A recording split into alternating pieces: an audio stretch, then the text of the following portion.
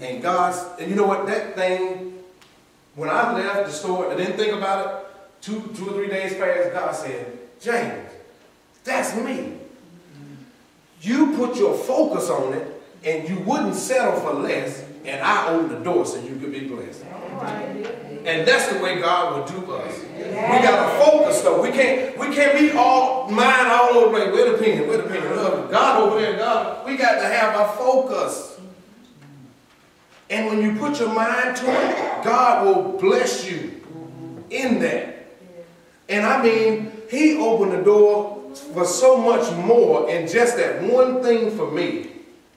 He opened the door for so much more because I saw all of my dreams and aspirations in the same light. All I got to do is put my focus on it. Nothing wrong with owning a pair of jeans.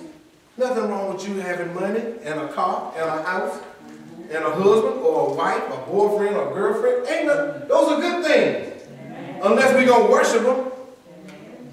And when you know how much God can bless you, you ain't going to worship your husband or worship your wife or worship a car. That car going back to the dust. Drive it and keep it up, and then, you know, if it start acting crazy, trade. God said, you need a trade. Cultivating the idea of unity. We are one with God. I had to get that to y'all today. I had to get that to y'all today.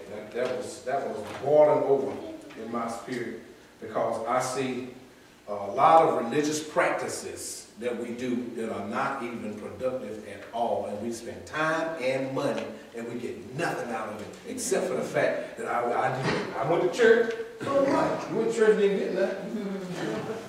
You go to the store, to my mom, to the mall, spend 2 hours. Here she come with a little bag about that big. I said, did you see something that you wanted you couldn't buy? She told me, no. I said, yes you did. I said, you didn't want to spend your money on it. Well, I ain't spending my money on all that stuff. I want to tell her so bad. Come on, let's go back and get it. Don't waste God's time like that. You see something you want, and in your mind, you feel like God must not want me to have it, or just be too stingy to buy it. That could be part of it. Or we worry about some future event that ain't came up yet and make it look like that's going to take, we're going to need to worry. Well, I might have to pay this right here, and I need to keep a little reserves. So we have to watch ourselves that we don't shame God and make God look little. God don't look little. You know, I saw some Leroy Thompson clips. Sister Betty seen some, Brother Scott had seen some, and he talks about money, and they got him on there demonized. These are the preachers that's taking the money, and these are the preachers that's about this thing. I said, y'all ain't said nothing about Gates and what's my man name from Omaha? Come on, man. I know y'all. Some of y'all know financial stuff. What's the guy? What's the richest man? One of the richest men in the world? Who's from Omaha? Well, tell his name. Warren Buffett. They ain't on there blogging about him. They ain't on there blogging about some of these other folk that got money. They ain't saying nothing about the Exxon executive. What's wrong? But you're gonna put it on the preacher because he said God wants us to look the best, and we're supposed to be the representatives. If you go back in the Old Testament, who was the richest people in the land? God's people. David. Solomon. It said that one of the queens came to see Solomon. He was dressed so good with his servants that she fell out. That brother was hooked up on it. Our body can't touch that. How would we know about it fell out of our body? Any questions?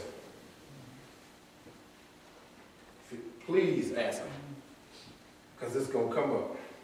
Something's going to come up. I want to hear it because there are no bad questions, there are no wrong questions. I questioned God continually over this whole thing the entire time. And that's why, and it kept getting deeper and deeper and deeper and deeper. And then this whole little thing about Adam and Eve and the tide, and they ate their seed up and they had to move and they blamed it on God. All those simple things.